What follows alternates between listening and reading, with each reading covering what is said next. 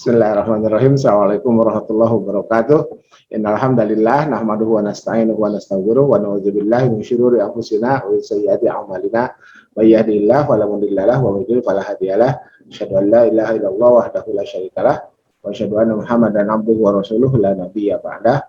Allahumma shalli ala sayyidina wa habibina wa syafi'ina wa maulana Muhammad wa ala alihi thayyibin at-tahirin wa sahbihi wa man tabi'ahu ila yaumil qiyamah, amma ba'd.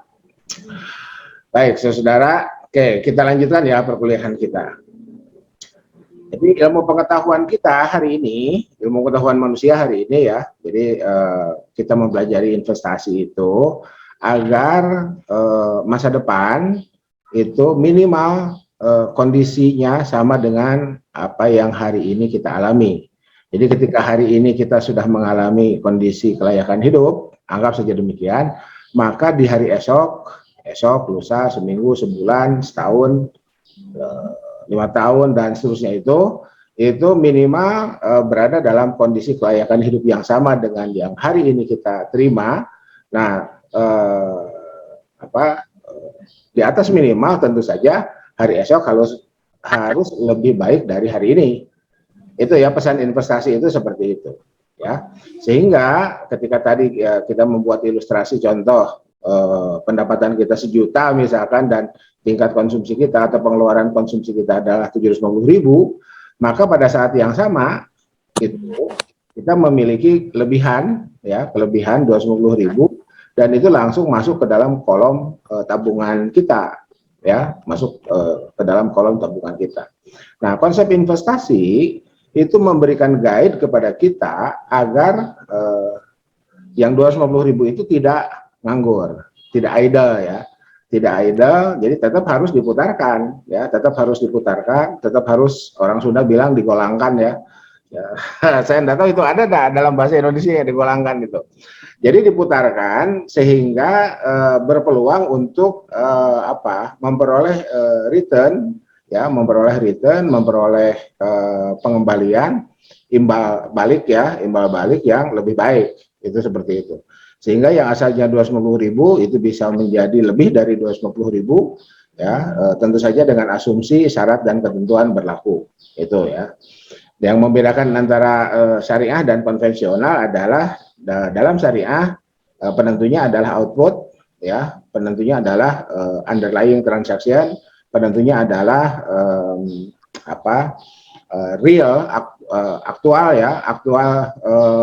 revenue baru kemudian secara proporsional dibagikan kepada siapapun yang berhak memperoleh bagian atau return itu ya.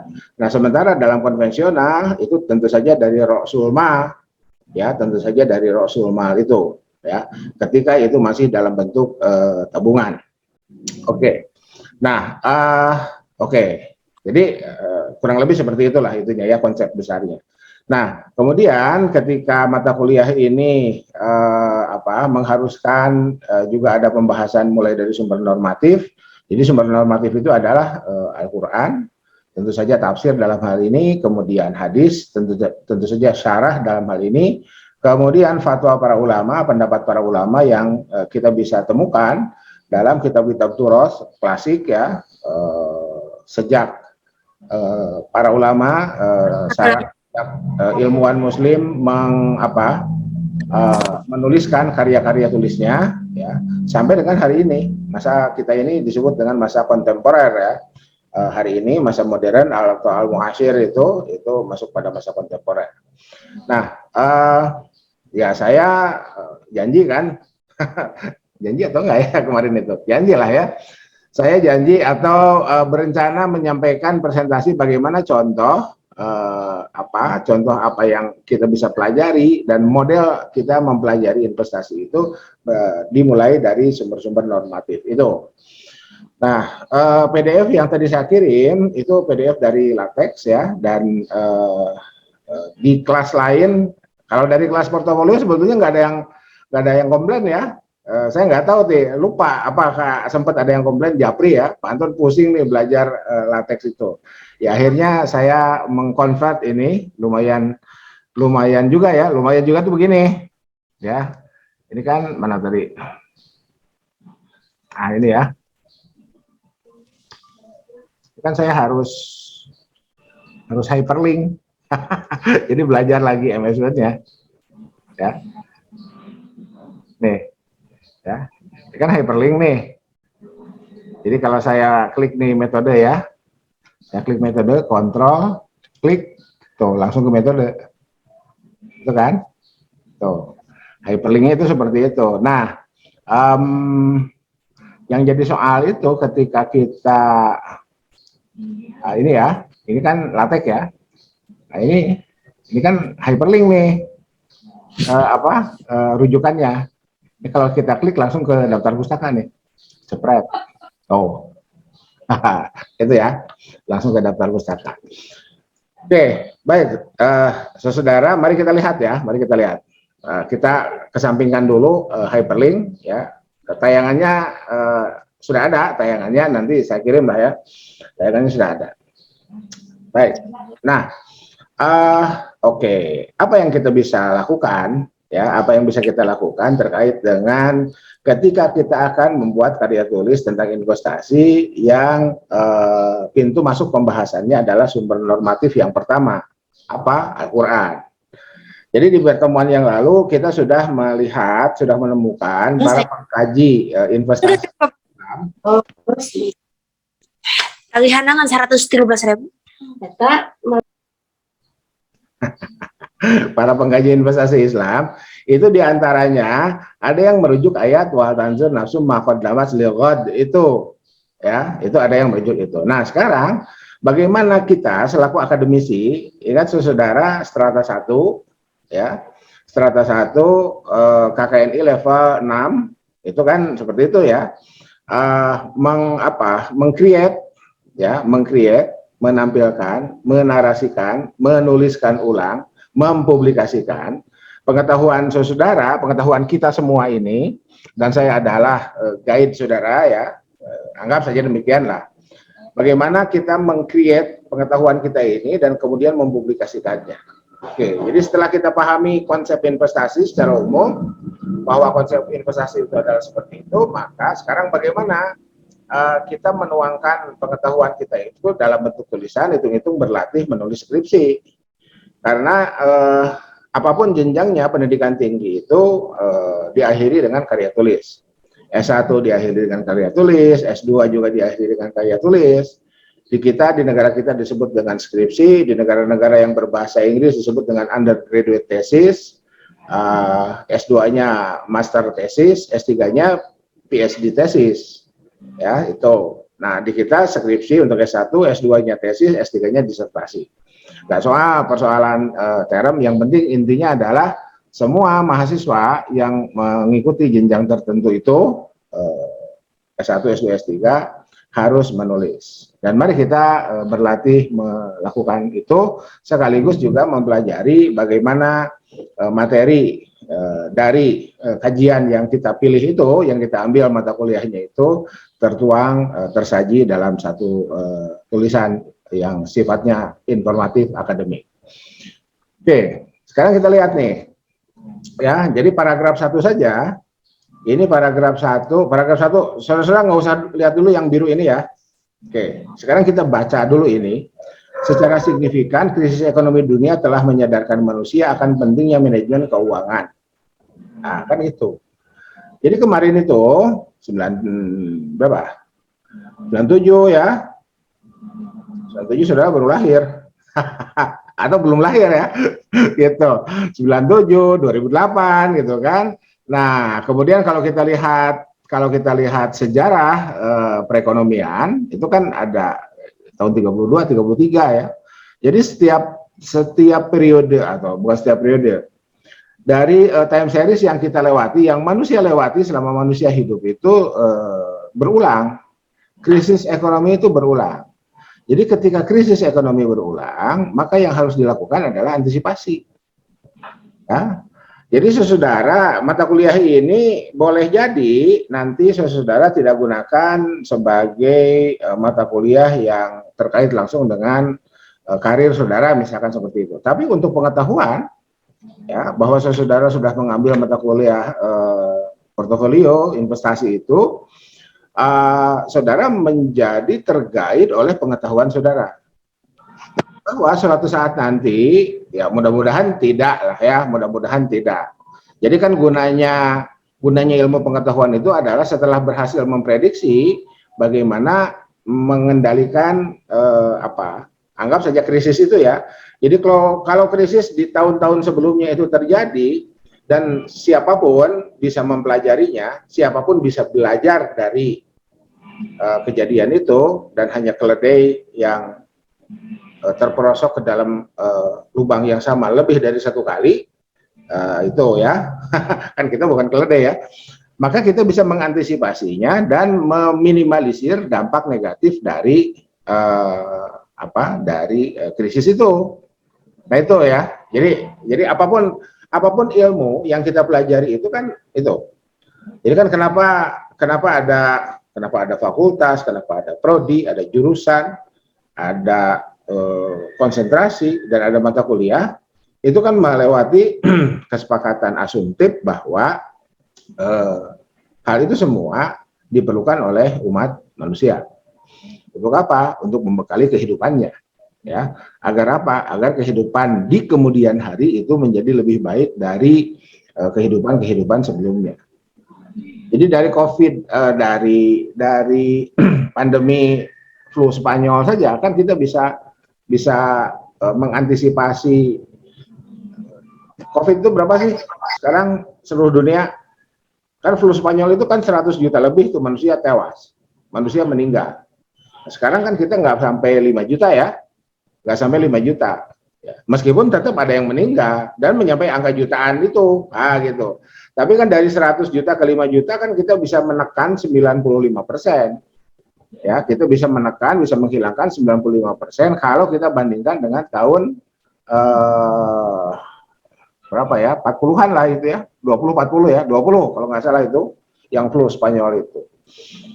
Nah, jadi contoh konkret kehidupan itu seperti itu. Nah, sekarang dengan investasi ini itu ya, pertanyaannya Pak Anton dari mana tahu, dari mana kita bisa membuat kalimat ini?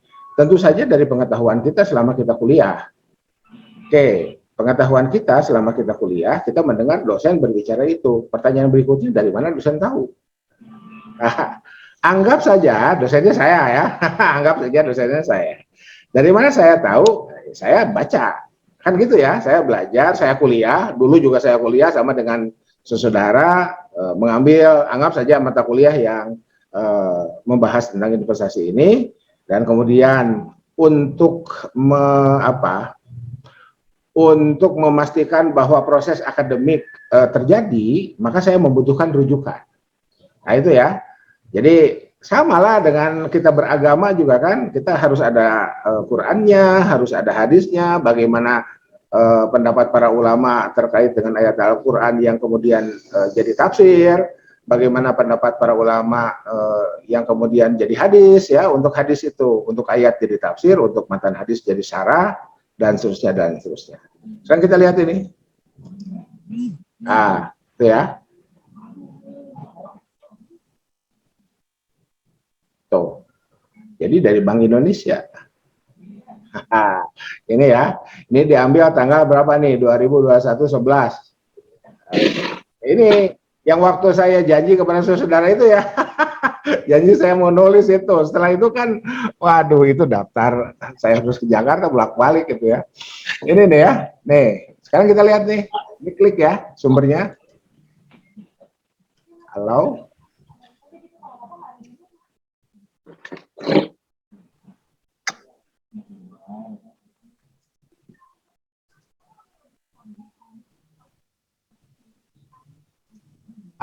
Ini. Ya. Pengalaman krisis keuangan yang dialami dunia, termasuk Indonesia. Ini kalimatnya kan ini nih. Sekarang kalimat ini kita lihat. Semangat tadi.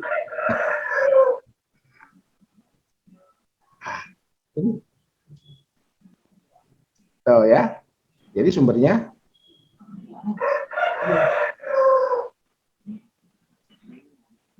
Tuh, gitu ya. Tuh, jadi bagaimana kita mengelola pengetahuan kita, merujuk sumber-sumber, kemudian menuangkannya. Itu ya? Oke? Oke. Ada komentar dulu, silakan. Tidak ada. Nah, silakan, Melani.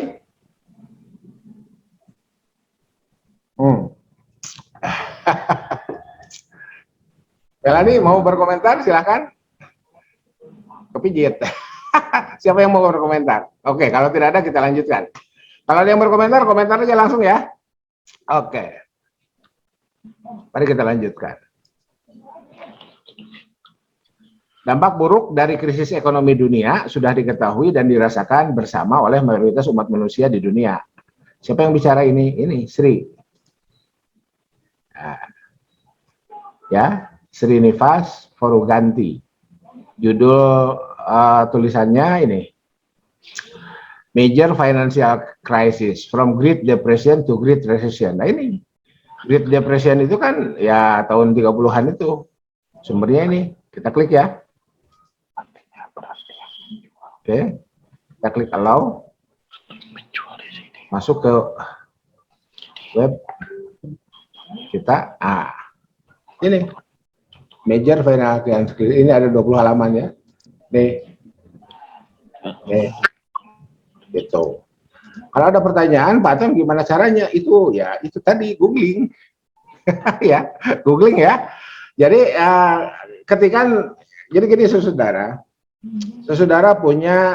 menangkap dosen bicara statement teoretik, itu di capture aja, ya, tahu di capture, ditangkap gagasan utamanya, ya, atau bahkan ketika seorang dosen menyampaikan pendapatnya atau pengetahuannya atau materi bahan ajarnya dalam frasa klausa, yaitu diketik ulang, di googling dan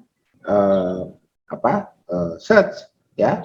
Saudara itu kan kalau saudara lihat skripsi kakak tingkat ya, metode atau teknik pengumpulan data dilakukan dengan atau secara browsing. Itu banyak di skripsi Fakultas Syariah ya. Saya juga kaget itu dari mana istilah browsing itu. Tapi ternyata ya itu yang terjadi. Saya sendiri lebih memilih tracking ya, penelusuran atau pelacakan, bukan browsing. Tapi mungkin karena lebih tepat untuk sumber elektronik istilah yang digunakan adalah browsing, maka kemudian digunakan istilah browsing itu. Ya. Jadi gimana ceritanya Pak Anton dapat ke sini ya itu tadi. Tuh ya. Oke, kembali ke ke naskah. Paling tidak terdapat 6 krisis ekonomi yang paling menghancurkan dunia. Yang pernah ya, ini yang pernah ini kayak kalimatnya nanti ganti. Nah, siapa yang bicara? Ini nih, ILA 21. ILA 21. Nah, ini diambil 2021 tanggal 23 bulan 11 tahun 2021. Ya, jadi sekarang tanggal 20 sebulan. Ya. Tuh, ini. Kita klik ya. Klik. Halo. Masuk web ya. Ini. Nih, gila. Waduh, laman yang kamu cari tidak tersedia. Ini ya, berarti kan ini oleh IDN ya, IDN Times ini yang tadi sudah di-remove karena ini kan berita. Ya berita yang sudah lalu ya sudah selesai. Oleh karena itu saudara yang begini ini diambil tanggal ini nih, ininya harus jelas. Kenapa? Karena pada saat kita klik ini sudah di remove, itu kan? Itu. Nah, untuk memastikan ini kan ada forensik digital, ada jejak digital. Bisalah itu mahasiswa saintek itu bisa melacak benar nggak nih Pak Anton nih ngutip tanggal 23 bulan 11 tahun 2021 dari web ini. Ada itunya, ada jejak elektroniknya, gitu ya. Jadi ambil tanggal ini mohon jangan sampai lupa. Ya, kita lanjutkan. Dampak krisis mungkin tidak hanya mengancam stabilitas suatu negara secara ekonomi dan politik, tetapi juga ini, ya, tetapi juga sangat berpotensi menjadi penyebab kegagalan sebuah negara untuk terlepas dari krisis, gitu kan? Jadi krisis berkelanjutan, serta dapat memicu tingkat kejahatan yang lebih tinggi di masyarakat. Tuh, ini, ya. Jadi saudara, ilmu pengetahuan yang kita peroleh itu sebetulnya guide bagi kita menjalani kehidupan. Jadi kan kemana-mana, itunya apa, implikasinya kemana-mana. Oke. Sementara itu kegiatan perekonomian manusia tergantung pada fleksibilitas pengelolaan keuangan. Nah, seterusnya ya, ini ya silakan dilacak aja ya. Tuh. Terus dan upaya-upaya mereka dalam memperbaiki kesejahteraan. Tuh kan? Ini bukan saya ngomong ya. Oke. Ini sudah jadi pengetahuan saya, tapi kan saya butuh rujukan. Ya, saya butuh rujukan. Ternyata dari DIN, dari TEJ dan seterusnya. Dalam hal ini resiko kerugian di masa yang akan datang tetap saja berpotensi sebagai ancaman. Oleh karena itu investasi muncul sebagai instrumen yang dianggap penting untuk mengamankan pertumbuhan finansial dengan potensi risiko kerugian tertentu. Ya, oke. Jadi tetap saja masa depan itu tidak pasti. Perencanaan investasi yang teliti diharapkan dapat menjadi pendorong pembangunan ekonomi di suatu negara dan menjadi pengaman untuk memastikan kesejahteraan umat manusia. Nah, jadi begini saudara, kita di sini kita nggak berbicara atau belum berbicara syariah non syariah ini ya. Ini bicara konsep investasi itu seperti ini, ya. Konsep investasi ini seperti ini. Barulah masuk ke agama. Sebagai agama terbesar kedua yang dianut oleh umat manusia, itu Islam ini kedua ya bukan persoalan salah betul, persoalannya rujukannya ke siapa, ya. Ini Ani 21, kita lihat Ani itu siapa. Ini ya, Anin Si Niken, urutan agama terbesar di dunia dengan pemeluk terbanyak, ya. Publikasinya September, kita lihat nih. Halo. Tuh, sama ya. Jadi karena itu berita, maka tidak ada. Nah, itu ya. Tapi saya punya link yang tadi itu, yang ini ya karena diambil tanggal ini. Oke. Tuh, ya. Terus kita lanjut dulu.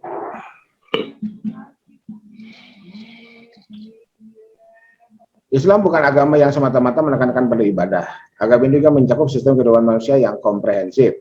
Ini kan pengetahuan kita semua. Emang udah tahu Pak Anton dari dulu juga Islam itu begitu, iya. Persoalannya kenapa nggak nulis? Itu ya. Kalau sudah tahu persoalannya kenapa nggak nulis? Kita tahu karena kita kuliah. Sementara masih banyak warga negara Indonesia, itu ya, yang belum memiliki atau tidak memiliki kesempatan untuk kuliah, untuk mengenyam pendidikan yang lebih baik, untuk mengenyam pendidikan yang lebih tinggi. Padahal mereka sama-sama bayar pajak.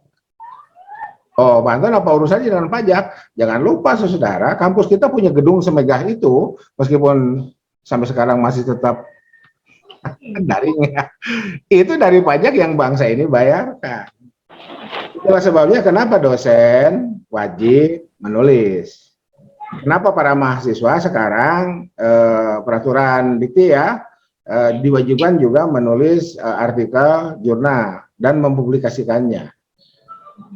Satu mungkin kebijakannya diserahkan ke perguruan tinggi masing-masing.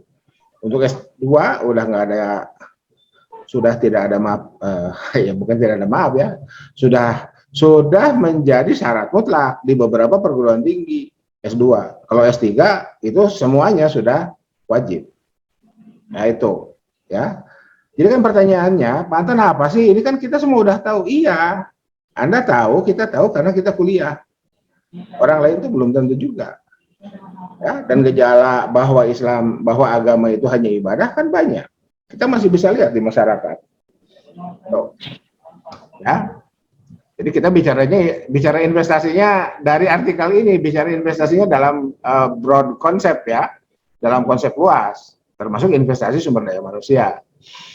Islam sangat mendorong orang untuk mencari karunia dan seterusnya. Ini kita semua tahu dan tadi.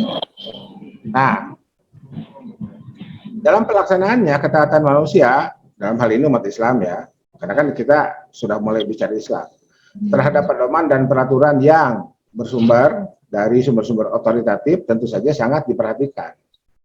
Nah, itu ya. Quran dan hadis itu. Ya, Quran dan hadis itu. Namun demikian karena topik investasi merupakan kajian kontemporer, nah ini ya. Itu masalahnya. Jadi inilah yang dimaksud dengan gap akademik itu.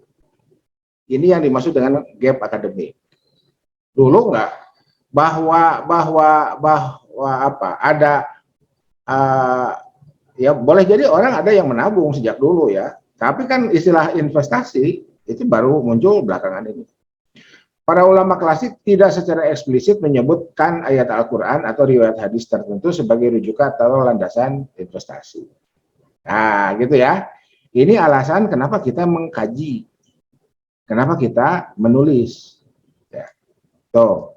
Di kalangan ulama kontemporer pun terdapat ragam rujukan terhadap ayat terkait dengan investasi. Ini dalam temuan Sakinah, ya. Nah, ini ada Al-Hasr 18, Luqman 34, Al-Baqarah 261, An-Nisa 9. Ini adalah ayat-ayat yang diposisikan sebagai rujukan investasi. Itu ya. Siapa Sakinah? Kita klik, cepret. Sakinah. Pak Anton, kenapa Sakinahnya Sakinah? Karena namanya satu.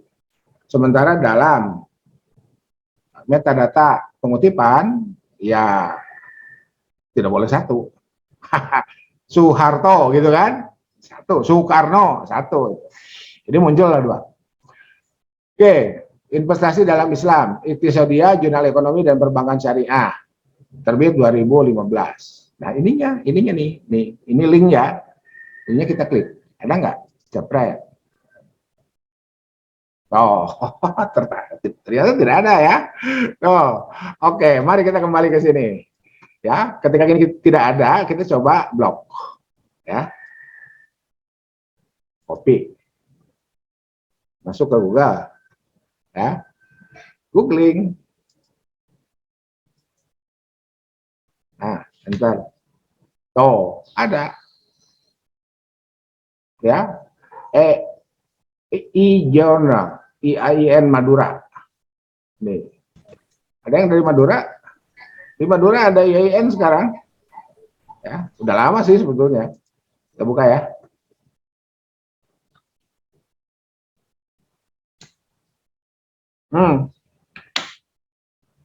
Oke.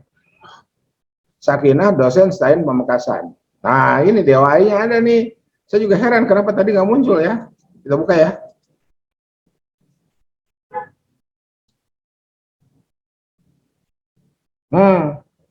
Mercusuar ya. Oke, nggak soal. Yang penting intinya ada. Ya, yang penting intinya ada. Jadi saudara kan sebentar lagi saudara nulis skripsi, pastikan rujukan saudara itu ya. Kayak begitu. Oke, mari kita lanjut. Mari kita lanjut. Sakinah tadi. Udah kan atuh tanyakan hal tugas aku bisa aya deh. Oke. Dari laporan Sakinah tersebut, kajian ini dilakukan untuk melihat dan menganalisis satu ayat Al-Quran. Cukup satu. Kenapa? Karena kalau semuanya bisa berapa? Ini aja udah 8 halaman nih. Kalau 1 8 berarti kalau 4, 8 kali 4, 32. Terlalu panjang. Untuk makalah kelas ya. Untuk makalah kelas saudara-saudara kan terlalu panjang. Cukup satu.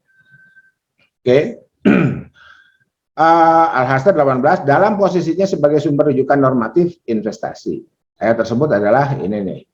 Ini mohon maaf ya, ini error code saya itu. Ya, ini muncul TRT. Ini apa TRT Pak Anton? Nggak usah lah. 18 saja nulisnya jadi 18, jadi 81 nih. Ya, oke. Nanti saya harus perbaiki. Tapi kalau saudara gunakan ini, ya gunakan ini udah nggak kebalik-balik ya angkanya ya. Tuh, saya lupa nyimpen nyimpen file lama. Tuh. Oke, ini. Nah, berikutnya, karena ini ayat, maka untuk memahaminya pakai tafsir. Oke, nah tafsir itu kan ada berapa? Ada 3 paling tidak lah. Ketika saudara dulu itu semester berapa saudara dapat ulumul Quran? Halo? Semester 2 kalau nggak salah, Nah, Pak. semester 2. Kalau nggak salah udah lupa ya kuliahnya. Itu. Oke. Tafsir itu kan ada 3 pintu masuk. Ada sumber, ada metode, ada corak ya. Sumber ada 3. Bil maksur, bil roi, bil isyari. Nah, meskipun bil isyari itu debatable. Oke. Metode ada 4. Ya, tahlili, ijmali, maudu'i, muqarron. Corak, ya, corak itu ternyata setelah saya lacak, ternyata banyak sumber yang menyebutnya ittijah, ya. Jadi kalau sumber itu masdar, kalau metode itu thoriqoh, ya. Kalau corak yang hari ini kita pahami sebagai corak, ternyata banyak sumber yang menggunakan istilah ittijah. Ada juga yang mengatakan laun, ya, alwan. Itu bahasa Arabnya itu. Oke. Nah, kita pilih satu pintu masuk dulu. Jangan semuanya. Kalau semuanya ya jadi disertasi ini, disertasi tafsir ya gitu. Jadi saudara menulis makalah itu dibatasi oleh koridor kajian. Jadi kalau koridor kajiannya kita milih sumber, nah, ya sudah kita bicara sumber aja. Sumber itu bil maksur, bil roi, dan bil isyari. Karena bil isyari debatable, maka kemudian saya selaku penulis memberikan contoh 2, bil maksur dan bil roi. Ya, oke. Dengan memposisikan 2 karya paling mutakhir, yaitu Mausu'ah Tafsir bil Maksur dan tafsir sebagai representasi tafsir bil Maksur, dan At-Tahrir wa Tanwir sebagai representasi tafsir bil roi. Jadi sumber tulisan ini merujuk 2 sumber ini, ya, sebagai pintu masuknya. Apakah cuma 2? Enggak juga. Cuma kita lihat saja karena ini yang mutakhir, ya. Untuk menjawab apakah Al-Hasr 18 dapat dipastikan sebagai landasan normatif investasi atau tidak.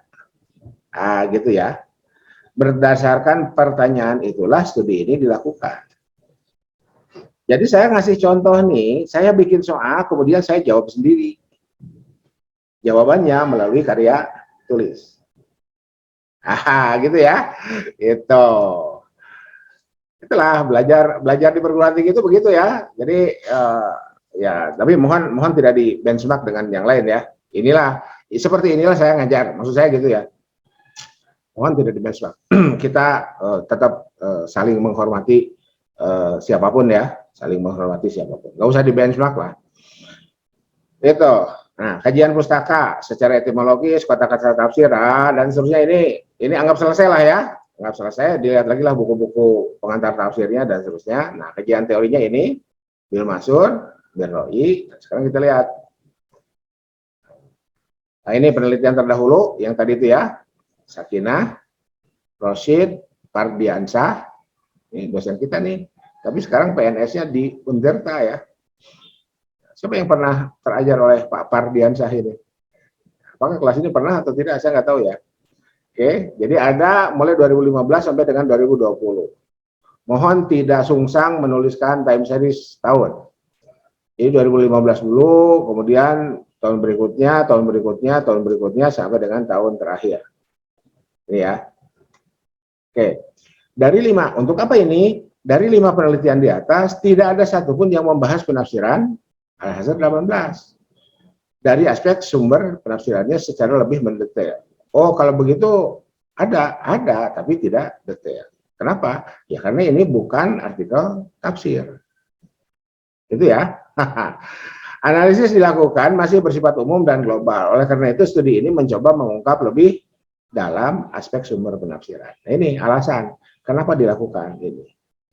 Jadi kalau yang tadi itu apa yang dibahas, kalau ini kenapa ini yang dibahas. Alasannya seperti itu. Nah, bagaimana caranya? Cara itu istilah lain dari metode. Nah, ini ya. Tuh. Oke, silakan dibacalah gitu ya. Nah, ini hasilnya. Itu. Jadi tafsir bil ma'sur ternyata ada di A B C D E. Kita menemukannya seperti ini ya. Gitu, tafsir bil ma'surnya seperti itu, dan tafsir bil ro'inya, oke, ini ya, ini tafsir bil ma'sur nih. Ada dalam tafsir Muqatil, ada dalam Musannaf, ada Sahih Muslim, ada di Tabari, dan ada di Syu'abul Iman Baihaqi. Nah, kemudian ini yang bil ro'inya, bil ma'sur. Tuh, ya, bil ro'inya seperti itu.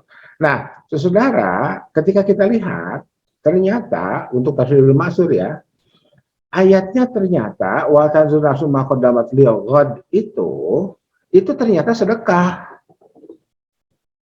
Itu ya. Jadi sedekah ada expenditure, ada pengeluaran, ada transmisi moneter. Itu. Dan sifatnya mutlak. Jadi kan nggak kembali itu. Jadi ini investasi akhirat. Nah, anggap saja demikian ya. Ini investasi akhirat. Gitu. Padahal konsep investasi dari mata kuliah yang kita pelajari ini imbal hasilnya, payback periodnya, paybacknya ya itu di dunia. Nah, gitu. Jadi kalau gitu, kalau kita mau strict ayat di atas, ini kesimpulan ya, ayat di atas yang wa ta'zun nafsu ma qaddamat lighad itu, kalau kita mau strict tekstual itu tidak bisa dijadikan konsep investasi yang paybacknya dunia. Kenapa? Karena kata-kata ghad itu itu adalah setelah kiamat atau hari kiamat ya, gitu. Dari mana kita tahu ya? Dari sini ya. Dari sini nih, dari sini ya. Ini yang kemudian saya lakukan kategorisasi ya. Kategorisasi. Kan kerjaan ilmuwan itu mengkategorisasi. Kita dapat riwayat Jabir ya. Itu. Oh, ternyata riwayat Jabir ada di jebret. Nah, gitu ya. Itu seperti itu. Riwayat Jabir, riwayat Ad-Dohak, oke.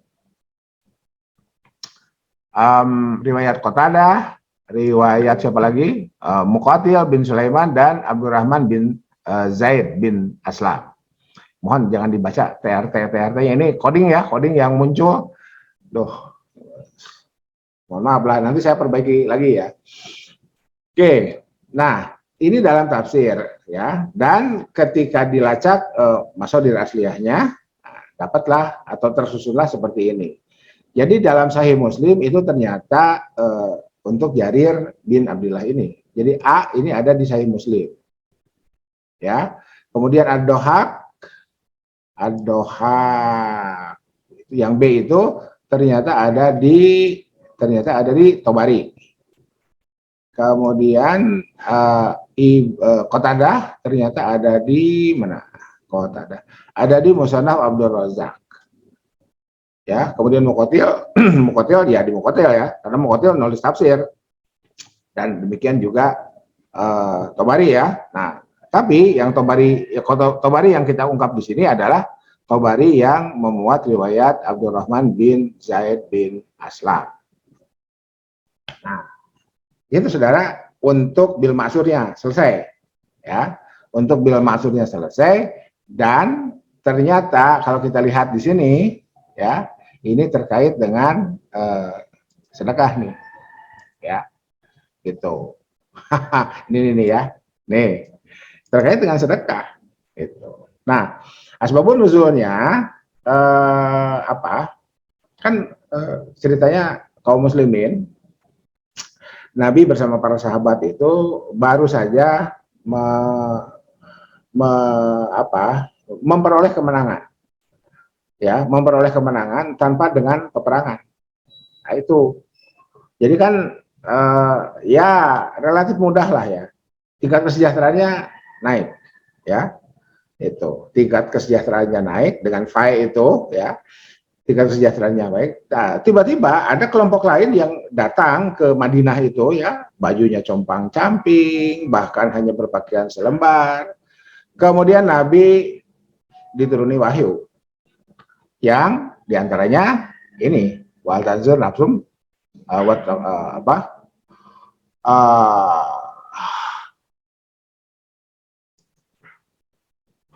oh subhanallah, ininya aduh, ininya ter apa ininya ketarik jadi dari kiri ke kanan ya ini ya. Ini mohon maaf nih, saya baru ngeh, bahkan tadi di naskah aslinya nggak begini nih, pas di konvert ke PDF jadi begini ya. Jadi ya ayyuhallazina amanu taqullah wal tanzur nafsum ma qaddamat liqad. Ini jadi ini ya ayatnya ya. Oke. Jadi itu seperti itu. Oke. Nah, itu satu. Yang kedua, selesai bil ma'sur ya. Kemudian kita lihat bil roi. Nah, ini biasalah ya. Kategorisasi kan ini kerjaan ilmuwan. Kerjaan saudara nanti ketika saudara menulis skripsi ya. Tuh. Oke, ini ada analisisnya ya. Jadi hasil dan pembahasan mana? Nah ini ya hasil dan pembahasan. Nah, pembahasannya kayak begini. Ya. Aspek matan riwayat ini sudah memberikan informasi sebagai bahan teoretisasi tafsir bil ma'sur peringkat pertama. Apa? Menafsirkan ayat dengan ayat. Dengan terlebih dahulu mengungkap ayat ya ayyuhan nasu taqu rabbakum alladzi khalaqakum min nafsin wahidah. Tuh. Kan kita ini manusia itu berasal dari satu jiwa. Jadi bersaudara, kira-kira gitu. Tiba-tiba terjadi ketimpangan. Ketimpangan apa? Ketimpangan kesejahteraan. Faktanya dalam kehidupan ini kita hidup dalam kondisi timpang. Ada yang kaya, ada yang miskin. Itu.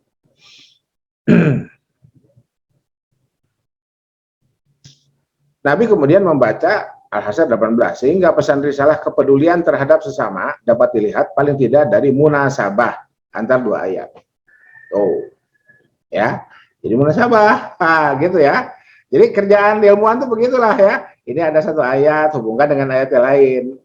Dihubungkan, bahasa Arabnya munasabah. Oke, respon cepat para sahabat terhadap kandungan ayat tersebut diketahui dari frasa bersegeranya mereka, para sahabat mengeluarkan sedekah. Ya, para sahabat bersedekah baik secara finansial, dinar dirham, maupun natura, pakaian, gandum, bahkan ada di antara sahabat yang bersedekah dalam ya, jumlah minimal. Frasa selanjutnya, ya, jadi hanya, ya, yang penting sedekah lah, yang penting ngasih gitu kan. Nabi bersabda, yang berisi tentang konsekuensi pahala dan dosa berganda atau simultan dari tradisian berbuat baik. Jadi pahala berganda, mansana sunatan hasanatan itu ya, dan perbuatan buruk. Itu ya, itu dalam tafsirnya. Mari kita lihat tafsirnya. Aduh. Ini, nah ini ya. Ini tasaddaku. Nah ini ya. Man sanna fil Islam sunatan hasanatan ya. Itu waman sana bacanya jadi nggak benar ya. Sunatan sayyiatan ya. Dan seterusnya ini gitu ya, ini nanti ini dibalikin lagi aja. Oke, nah kita lihat.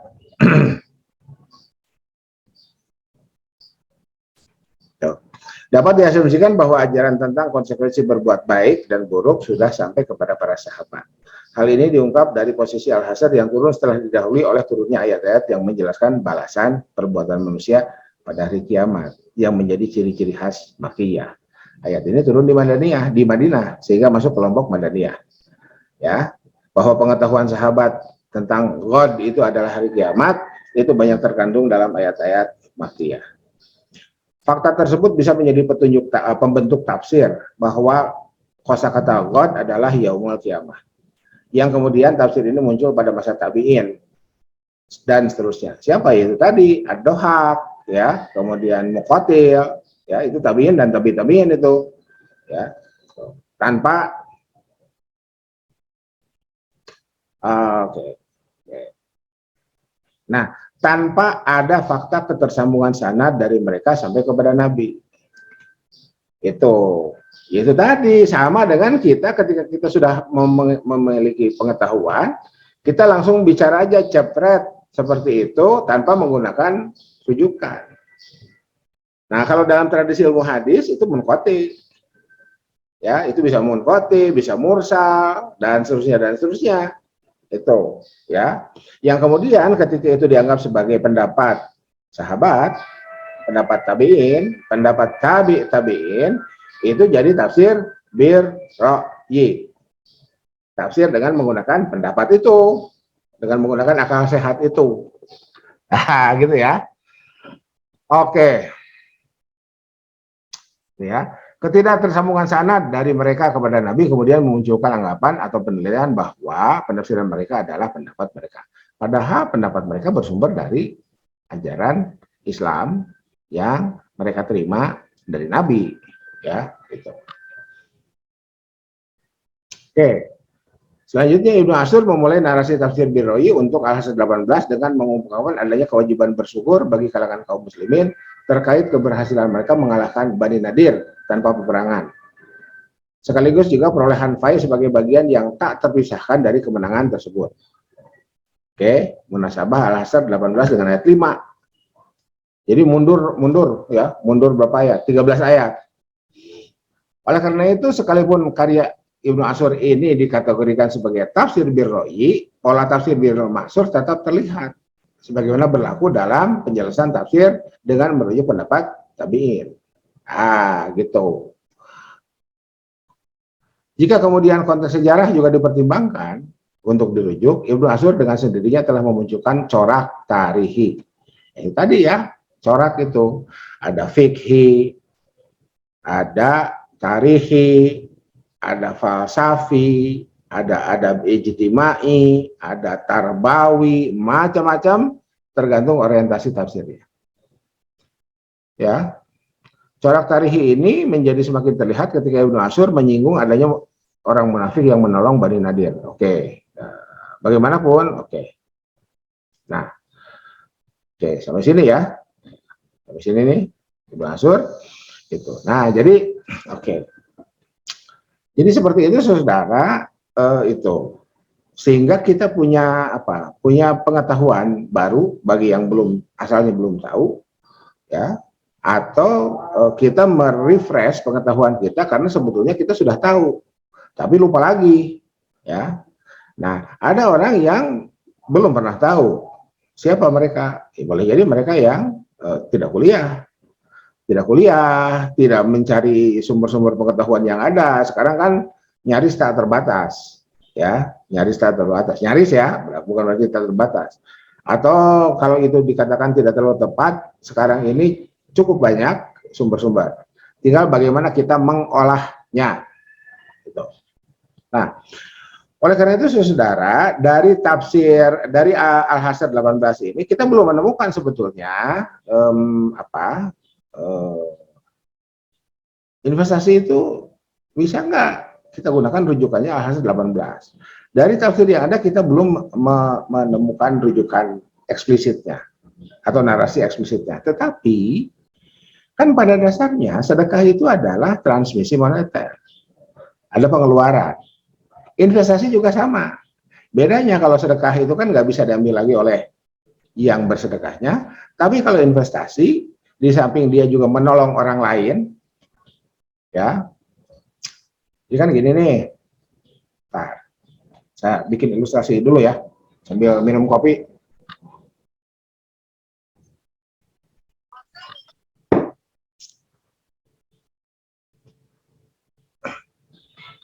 Oke, kelas A dan B ya. Ada yang masuk? Ya, Prof. Ada. Oke. Ya, ada Prof. Ya. Makasih.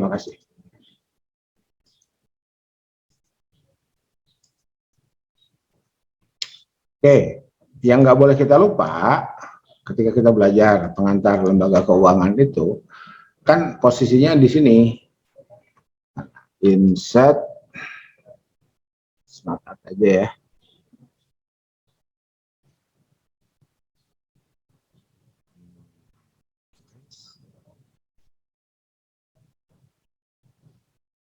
Proses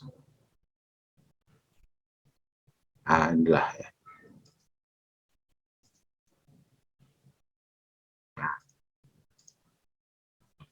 Ini kan unit surplus,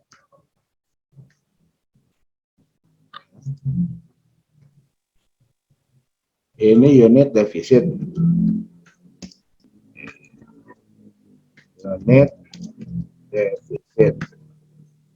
Ini lembaga keuangan, apakah itu bank atau non bank sebagai intermediary, kan gitu ya. Tuh. Jadi kan ini terjadi transmisi moneter nih, ya. Dari sini ke sini, sebetulnya. Tuh. Hanya karena selalu ada kendala bertemunya dari unit surplus ke unit defisit, maka teoretisasinya dan pelaksanaannya dari sini ke sini dulu, baru kemudian dari sini ke unit defisit. Kalau sedekah, kalau sampai unit defisit, nggak dibalikin lagi. Zakat, sampai ke unit defisit, nggak dibalikin lagi. Infak, sampai ke unit defisit, nggak dibalikin lagi. Tidak ada payback. Tapi karena ini investasi, tabungan, ya, pembiayaan, gitu ya, maka ada paybacknya, ada payback. Jadi kan intinya ini, ya, intinya seperti ini. Oke. Nah, oleh karena itu, ketika terjadi perbedaan antara sedekah, oke, jadi persamaannya di mana? Persamaannya terjadi transmisi moneter. Perbedaannya di investasi, Rasulullah anggap saya demikian, itu tetap dimiliki oleh pemilik, ya. Di sedekah selesai, lepas. Nah, itu. Nah, perbedaannya, persamaannya karena terjadi karena terjadi transmisi moneter, maka dengan mengabaikan aspek waktu, ya, aspek waktu, dengan mengabaikan aspek waktu, bahwa dengan terjadinya transmisi moneter, kepedulian, ya, membantu orang itu menjadi terpenuhi. Nah, gitu ya, menjadi terjadi, ya. Kepedulian membantu orang menjadi terjadi, sehingga istilahnya in agregat, lagi-lagi mohon maaf saya menggunakan istilah agregat, umat manusia dengan adanya konsep investasi ini dan tentu saja pelaksanaannya diharapkan, karena secara teorinya mestinya semakin hari semakin baik kehidupan ini, ya. Baik itu syariah, baik itu ekonomi Islam ataupun konvensional, secara teori, ya, itu di kemudian hari itu mestinya lebih baik. Karena apa? Karena manusia mempelajari ilmu pengetahuan yang menggait kehidupannya agar kehidupan di kemudian hari itu membaik, itu menjadi lebih baik daripada ketika kita bandingkan dengan hari-hari sebelumnya itu. Ya, itu ya. Jadi pesan ilmu pengetahuan itu seperti itu. Itu ya, pesan ilmu pengetahuan itu. Nah, itu pertanyaan, Pak Anton, apakah ada jaminan? Ya, tergantung kitanya. Itu, ya. Saudara, saya sering mencontohkan ilmu kedokteran itu kan sudah luar biasa, ya. Tapi kan penyakit tambah luar biasa juga. Gitu ya. Ilmu ekonomi itu luar biasa, tapi krisis ekonomi luar biasa juga. Gitu ya. Jadi kan tergantung kita sebetulnya, ya, tergantung kita. Itu. Oleh karena itu, lantas kalau kemudian ketika ilmu kedokteran tidak bisa menyelesaikan penyakit, apa kita berhenti aja belajar kedokteran? Apa nggak usah ada dokter deh, ngapain juga? Udah kuliahnya capek, biayanya mahal, misalkan seperti itu. Ya nggak begitu berpikirnya, ya tidak begitu. Kenapa? Karena setiap yang dipelajari itu dituliskan minimal dalam karya tulis akhir dan dipelajari oleh generasi berikutnya untuk terus disempurnakan. Nah, kembali ke publikasi jurnal, sekarang ditambah mempublikasikannya dalam format jurnal. Gitu ya. Oke.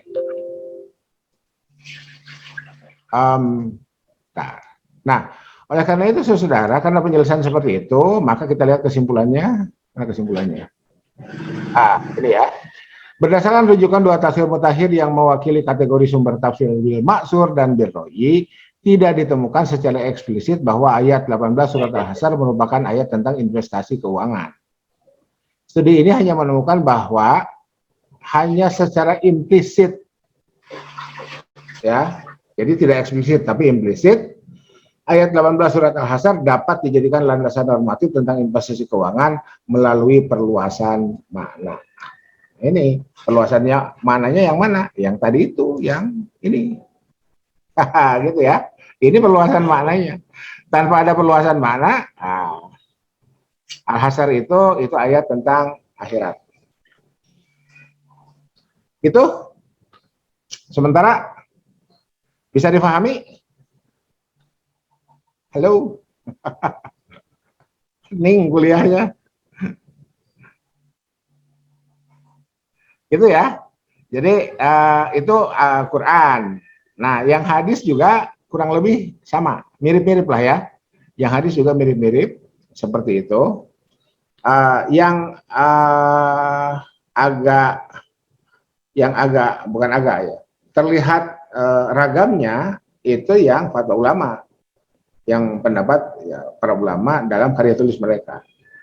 Di masa klasik, ya masa sebelum manajemen keuangan itu menjadi seperti hari ini ya, yang kita bisa lihat, itu mirip-mirip lah, mirip-mirip Quran, mirip-mirip hadis ya. Nah, tapi untuk ulama kontemporer, ya, banyak karya yang bisa kita lihat, bisa kita baca, bisa kita pelajari, yang melakukan perluasan makna, yang melakukan munasabah, ya, yang melakukan ta'alluq maknawi, itu istilah-istilah teknis teoretik ya, istilah-istilah teknis teoretik, penelitian kajian pustaka untuk sumber-sumber normatif dilakukan, dipilih oleh para pengkaji itu. Dari situlah kemudian kita bisa menemukan bahwa Al-Hasyr ayat 18 itu menjadi salah satu rujukan investasi, ya, itu yang kemudian kita lihat di mana ini, ya. Jadi di 1, 2, 3, 4, 5, paling tidak 5 tulisan ini merujuk Al-Hasyr 18, ya, merujuk Al-Hasyr 18 untuk kajiannya. Gitu. Ini judulnya investasi dalam Islam. Konsep investasi dalam Al-Quran telah tematik. Nah, itu ya. Tuh. Jadi Maudu'i itu kontemporer. Dimulai oleh Fahad Rumi.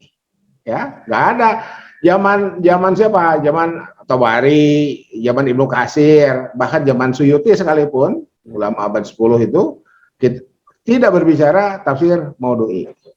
Tafsir Maudu'i ya, itu.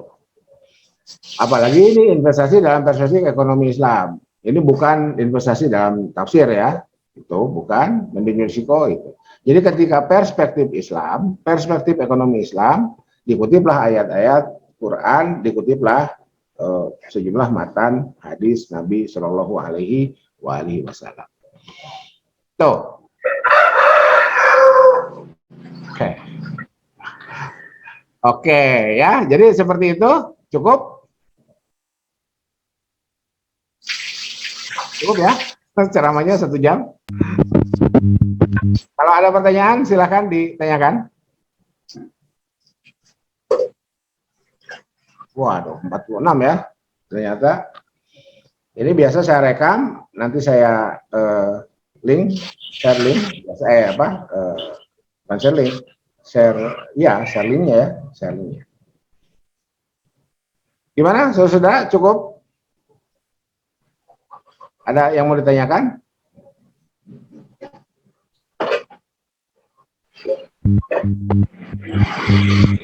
Biasanya suka ada pertanyaan tuh begini, lantas Pak Anton gimana itu nanti untuk UASnya?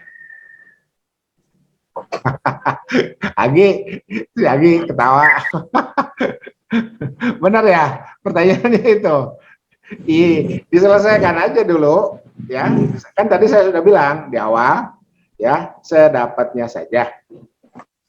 Itu ya, sedapatnya saja.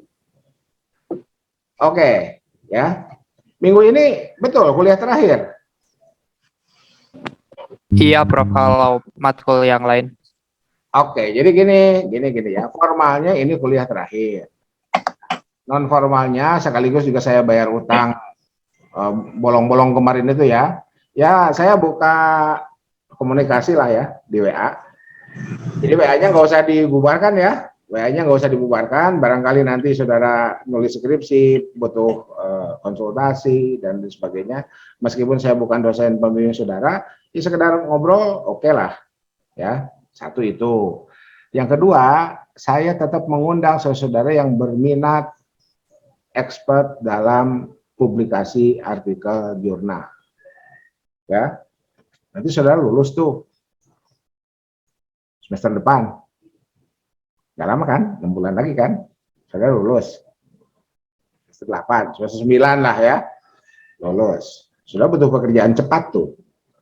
Lembaga saya terbuka. Ya. Kan biasanya ada tracer study, ya apa? Tracer alumni. Berapa lama setelah dia dapat ijazah, dia langsung dapat pekerjaan. Nah, pekerjaan seperti apa di tempat saya yang kayak barusan itu, ya, memproof tulisan, ya, ngeproof tulisan. Itu pekerjaannya. Bagi yang berminat, saya terbuka, itu ya. Jadi kalau misalkan ada, kan suka ada tuh perguruan tinggi yang sudah mahasiswa semester 7-nya sudah di booking oleh perusahaan. Sama, UIN juga sama, kita juga sama. Siapa yang nge-bookingnya? Saya. Tinggal saudara mau nggak? Nah, gitu ya Agi ya. Ini yang pasang kamera cuman Agi nih. Mana yang lain? Saya nggak bisa ngobrol ya. Kalau cuman Agi ya, saya ngobrolnya sama Agi. Nah, Egi baru muncul nih, rambutnya keren nih, gitu ya. Jadi gitu ya. Saya buka lapangan kerja bagi saudara. Pekerjaannya apa? Pekerjaannya yang barusan itu contohnya. Jadi nanti naskah yang saudara baca, naskah yang terkait dengan keilmuan saudara. Saya nggak akan ngasih naskah tentang apa yang ekstrim itu komputer gitu ya, enggak ya. Saya tetap ngasih misalkan ya HES aja, hukum ekonomi syariah. Misalkan ada artikel tentang mudorobah, ya, saya kirim ke alumni HES. Ya, tentang mudorobah itu aspek hukum dari mudorobah saya kirim ke alumni HES, aspek ekonomi dari mudorobah saya kirim ke alumni MKS misalkan seperti itu. Ya. Oke, kalau tidak ada kita tutup. Oke, betul nih, nggak ada lagi. Oke. Jadi ini 3 kelasnya sudah masuk. Oke, jadi kita lihatlah ya. Saya nanti sore apakah masih bisa bertemu dengan saudara dalam Zoom atau nanti saya hanya sekedar bikin tayangan. Ya, kalau bikin tayangan sebetulnya sudah ada di kelas lain ya. Nanti saya share tayangannya di kelas lain, termasuk juga hari Rabu, ya, termasuk juga hari Rabu. Hari Rabu itu di kelas C ya, hari Rabu itu di kelas C. Tapi karena kelas C-nya sudah ada di sini, ya, yang lain-lainnya silahkan jangan lupa nanti sore ngisi inaus, ngisi kehadiran ya, ngisi attendance. Yang untuk kelas C tetap di hari Rabu ngisinya. Mari kita tutup dengan sama-sama membaca doa kafaratul majlis. Subhanakallahumma wa bihamdika asyhadu an la ilaha illa anta astaghfiruka wa atubu ilaik. Hidayah bila fisabilil haq. Bismillahirrahmanirrahim wa basyiril mu'minin wallahu muwaffiq ila aqwamit thoriq.